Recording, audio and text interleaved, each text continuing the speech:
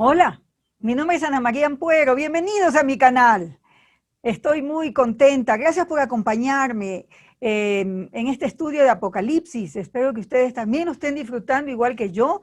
Estoy aprendiendo mucho, me encantan las preguntas que algunos me han hecho en público, en privado, algunos me han pedido datos y estamos creciendo, estamos aprendiendo y estoy tan convencida que el libro de Apocalipsis es un libro necesario para leer hoy en medio de la situación que estamos viviendo. Así que si te gusta lo que estás escuchando, lo que estás aprendiendo, compártelo con tus amigos, suscríbete a mi canal. Hoy día vamos al capítulo 10 de Apocalipsis. Estamos entre la sexta y la séptima trompeta. Hemos recordado que las trompetas, así como los sellos y las copas, son juicios de Dios sobre este mundo, ¿no? Y es algo que ocurre entre la primera venida de Cristo y su segunda venida. Es la respuesta, son las consecuencias que el mundo vive por no recibir el mensaje de Jesucristo, de ser una nueva humanidad, siguiendo el ejemplo de Jesús, viviendo como Jesús nos ha enseñado que se vive en el reino de Dios. Entonces, toda esa rebelión trae consecuencias, consecuencias dolorosas.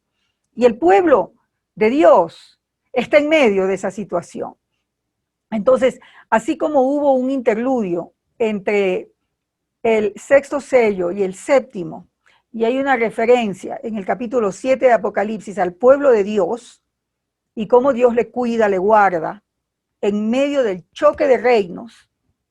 Aquí también, entre la sexta trompeta y la séptima, encontramos un interludio, ¿no? Una especie de paréntesis, que es muy importante, porque habla del pueblo del Señor, de su misión y de nuestra vivencia, mientras estamos en medio de esa situación.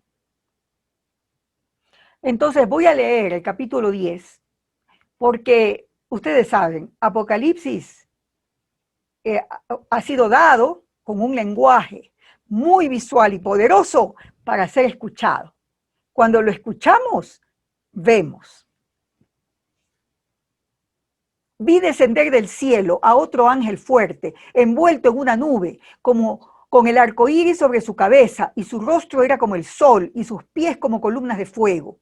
Tenía en su mano un librito abierto, y puso su pie derecho sobre el mar y el izquierdo sobre la tierra. Y clamó a gran voz, como ruge un león. Y cuando hubo clamado, 7 truenos emitieron sus voces. Cuando los 7 truenos hubieron emitido sus voces, yo iba a escribir, pero una voz del cielo que me decía, sella las cosas que los 7 truenos han dicho y no las escribas.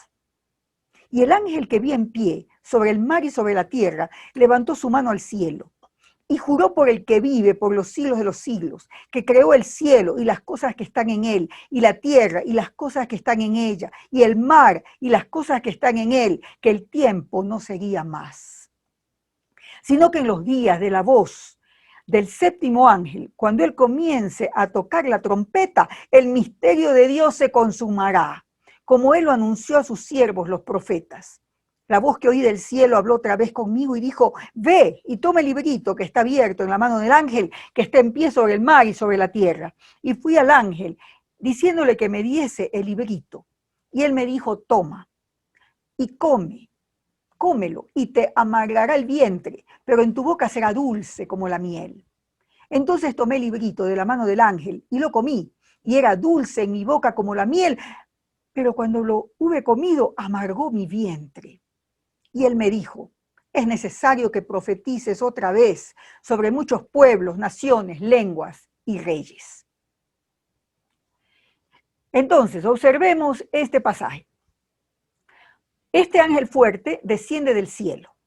Hay quienes creen que es Jesús, pero hay algunos elementos allí que más bien no parece que fuera Jesús, realmente. Y inclusive hay una canción que cantamos hoy, que habla de sentado en su trono, rodeado de luz, ¿no? Hay una canción muy popular. Ya, pero observen, los pies de este ángel son columnas de fuego. Cuando se describen los pies de Jesús, en el capítulo 1, se describe como pies de bronce. ¿Ya? Entonces se parece, pero no es. ¿Ya? Dice envuelto en una nube. Y parece que lo que he leído en los comentaristas es que parece que hace referencia a algo que viene de Dios, que representa a Dios, creador de los cielos y la tierra, y que es como una nube, dice, envuelto en una nube, y de alguna manera trae eco de cómo Jehová Dios guió a Israel en su camino, ¿verdad? Cuando salió cruzando el Mar Rojo y anduvo en el desierto como nube en el día. ¿Ya? Entonces hay cierto eco ahí, ¿ya? El arco iris, recuerden que había como arco iris delante del trono de Dios, o sea, hace eco de Dios mismo en su trono, pero no es. O sea, se parece, pero sí tiene, entonces da la idea de que es representante de Dios, ¿ya? Su rostro como el sol, o sea, con gran autoridad. Tenía en su mano un librito, y su pie derecho sobre el mar y el izquierdo sobre la tierra, y esto lo repite varias veces. Está en el versículo 2, está en el 5, y inclusive por lo que dice en el 6, parece que al decir que el pie está en el uno y en el otro, hace referencia de que nuestro Dios creador de los cielos y la tierra tiene toda autoridad sobre todo, ¿ya? Cuando leen luego en Apocalipsis 13, se habla de la bestia que sale del mar, la bestia que sale de la tierra, ¿ya? Pero nuestro Dios tiene el pie sobre el mar y la tierra, eso habla de autoridad, ¿verdad? Está en control de todo. Y dice que ruge como un león, de que Jehová ruge como león. ¿Ya? Entonces ahí, cuando dice ahí que este ángel clamó y ruge como león, otra vez es una representación, es alguien con gran autoridad en el nombre de Dios, ¿sí? Que hace y trae esta mensaje, esta presencia. Y dice que clamó y que cuando hubo clamado, 7 truenos emitieron sus voces. Fíjense qué autoridad para que sean 7 truenos. Otra vez nos hace referencia a la plenitud de Dios, al poder de Dios, la potencia de Dios, ¿no? Entonces allí, bueno, ahí le da la instrucción a Juan que quiere escribir, le dice no escribas, levanta la mano al cielo, que eso es, en el mundo antiguo eso era como para hacer un juramento, ¿no? Y por eso levanta la mano y luego en el 6 dice, y juró por el que vive. Entonces, este ángel no es Jesús, no es Jehová Dios, pero jura por el que vive, ¿ya? Entonces tiene autoridad y es, lo que dice es de parte de Dios, ¿ya? Y dice que, dice, cuando suene la voz del séptimo ángel, cuando él comienza a tocar la trompeta, el misterio de Dios se consumará. Es decir, no está diciendo que ya viene el fin. Lo que está diciendo es que el misterio de Dios cumplirá su propósito. ¿Ya? Como él lo anunció a sus siervos los profetas. Este misterio fue anunciado a los siervos los profetas. Y le dice que tome el libro del ángel que está sobre el pie sobre el mar y la tierra. Otra vez, esa autoridad, mar y tierra, y le dice, toma, come. ¿Ya? Y eso hace una referencia a Ezequiel, que también le fue dado que coma, ¿sí? Eso está en Ezequiel 2.8 hasta el 3.3, y que era dulce, ¿no? Comer, el rollo, esta palabra de Dios, esta voluntad de Dios. Lo interesante es que dice que era dulce en mi boca, pero cuando lo hube comido, amargó mi vientre. Y lo que entiendo, junto con otros comentaristas, estoy haciendo referencia, por ejemplo, a Gordon Fee, que dice que ¿por qué amarga el vientre? Porque esa voluntad de Dios es dulce, pero también es amarga para el pueblo del Señor que está en desobediencia. Entonces, la palabra de Dios es dulce, pero cuando el que come la palabra y que está en el pueblo del Señor, se da cuenta de que tiene que arrepentirse también. Y entonces le causa amargura, ¿no? Le golpea, le impacta. ¿Ya? Entonces esta palabra es una palabra profética, digamos, esto que viene, ¿no? Después, que lo vamos a mirar también en el 11, quizás no todo lo que escuchamos para el pueblo del Señor es lo que nos gusta, ¿no? Queremos buenos mensajes, vamos a salir adelante, sí, no, todo va a estar bien, pero también hay ahí algo que nos causa conflicto, ¿verdad? De alguna manera diría, nos causa indigestión, porque no es lo que esperamos. Y la misión que se plantea aquí es fundamental, y por eso es que está tan bien puesto esto. Dice que le dijo a Juan, es necesario que profetices otra vez sobre muchos pueblos, naciones, lenguas y reyes. Entonces la misión del pueblo del Señor en medio de la historia es profetizar, es anunciar el misterio de Dios, la voluntad de Dios, quién es Jesucristo, que Jesucristo es el Señor y que nuestro Dios, creador de los cielos y la tierra, sigue siendo el Señor de todo. ¿Ya? Entonces, el pueblo del Señor está llamado a seguir profetizando. El capítulo 11, voy a leer una parte, dice, entonces me fue dada una caña semejante a una vara de medir, y se me dijo, levántate y mide el templo de Dios y el altar, y a los que adoran en él. Esto hace referencia a Ezequiel 40, versículo 3, donde también hay esta visión del templo y que el ángel mide. Lo que ocurre al medir es determinar, ¿no?, los límites de quiénes son el pueblo del Señor. El capítulo 11 es una parábola. Es una parábola que habla de la vida de la iglesia en este tiempo. ¿Sí? Este tiempo. Entre la primera venida de Cristo, la segunda, es como que estamos en la mitad y hay varios números que se refieren a esa situación. 42 semanas, 1260 días, 3 semanas y media. Ya, son números que se usan bastante y lo van a mirar una y otra vez para describir eso, ¿no? ¿Y por qué eso? Es la mitad de las 70 semanas de Daniel. Es la mitad de una semana, 3 días y medio. Entonces hay constantes referencias a eso. Ya, eso lo dejo para que ustedes lo sigan investigando. Y entonces, aquí mide el pueblo del Señor. Esto no es literal. No había un templo. En el año 90, en que viene esta profecía, no había un templo. El templo había sido destruido en el año 70. Entonces, esto de medir, como se lo dice aquí, en Apocalipsis 11, es simbólico. ¿Ya? Entonces, en el versículo 2 dice, pero el patio que está fuera del templo, déjalo aparte. O sea, ese no lo midas, no, le dice. Porque ha sido entregado a los gentiles y ellos hollarán la ciudad santa 42 meses.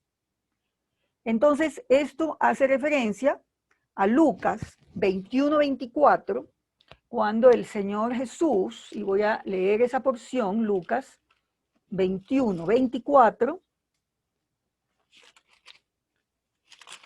donde el Señor Jesús dice, ahí hay varios ayes, ¿no?, de lo que va a ocurrir, y dice, y caerán a filo de espada y serán llevados cautivos a todas las naciones, y Jerusalén será hollada por los gentiles hasta que los tiempos de los gentiles se cumplan. Entonces aquí habla de la destrucción, el sufrimiento de Jerusalén, y luego vamos a mirar, eso lo vemos más claro en Apocalipsis 22, que Jerusalén es el pueblo del Señor a lo largo de la historia. Ya no es un punto geográfico. Entonces aquí dice, no, que el patio que está afuera, ¿sí?, estará, ese no lo midas, ¿ya? Entonces habla de los gentiles alrededor, ¿verdad? Afuera del pueblo del Señor, y que además lastimarán, hollarán, pisotearán la ciudad santa, al pueblo del Señor. ¿Cuánto tiempo? 42 meses. Y lo que yo entiendo, queridos, es que el tiempo entre la primera venida de Cristo y su segunda venida, que son estas 42 meses, a veces dice 42 semanas, es este tiempo. Es un tiempo de sufrimiento. Es real.